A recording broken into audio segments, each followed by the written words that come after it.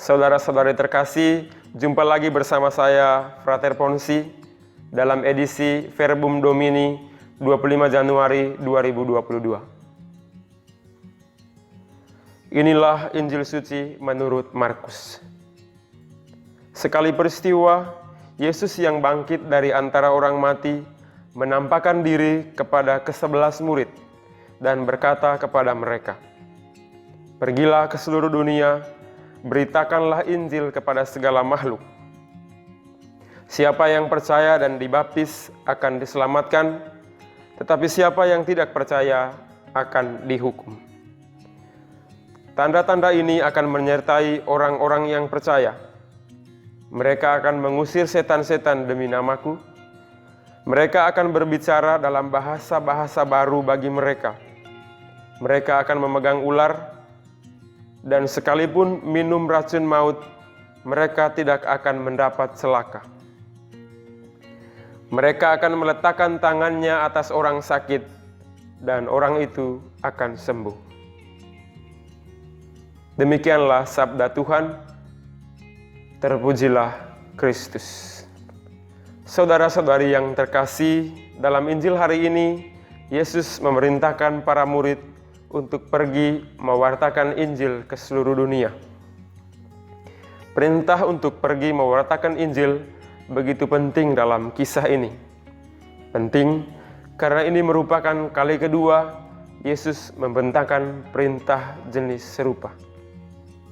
Pertama, perintah senada Ia telah sampaikan kepada para perempuan yang ternyata karena takut tidak berani mengatakan perintah Yesus bahwa Ia telah bangkit. Kali ini perintah untuk mewartakan Injil kian meluas, tidak lagi hanya kepada orang-orang terdekat, tetapi kepada semua murid. Juga tidak hanya pergi kepada orang-orang di sekitar, tetapi ke seluruh penjuru, bahkan kepada semua makhluk. Menariknya, ketika perintah ini kian meluas kepada semua murid dan menjangkau seluruh penjuru, bahkan makhluk, Yesus menyertakan pula hal menyangkut percaya. Pertama-tama, bahwa mereka yang percaya akan dibaptis dan diselamatkan. Kedua, bahwa mereka yang percaya akan melakukan hal-hal luar biasa. Mereka akan mengusir setan, berbicara dalam banyak bahasa baru, menyembuhkan orang-orang sakit, bahkan minum racun maut pun tak akan membuat mereka mati.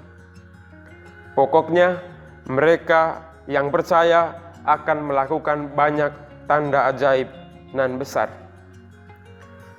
Dari bacaan ini, sebagai pengikut Kristus, kita bisa menemukan banyak hal. Pertama, perihal panggilan untuk pergi mewartakan Injil. Semua kita adalah murid-murid Kristus yang diperintahkan Tuhan dengan tugas yang sama, yakni pergi mewartakan Injil bagi semua makhluk. Kedua, tidak perlu merasa takut seperti para wanita yang sampai tak berani menyampaikan perintah untuk pergi menyampaikan.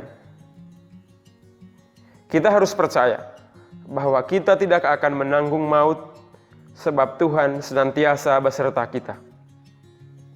Ketiga, bahwa dengan percaya kepada Tuhan tentunya, hidup kita akan menjadi tanda ajaib bagi sesama. Tanda ajaib di sini tidak harus dalam rupa aksi spektakuler, semisal memindahkan gunung. Tanda ajaib bisa tampil dalam wujud yang sederhana. Misalnya, di tengah dunia yang selalu menuntut balas jasa, kita membantu orang lain tanpa mengharap imbalan. Karena bagi orang-orang sederhana, tindakan menolong, walaupun itu sederhana, merupakan suatu tanda ajaib bagi mereka.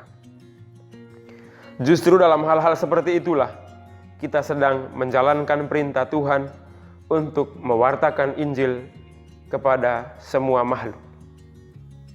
Semoga Tuhan memberkati.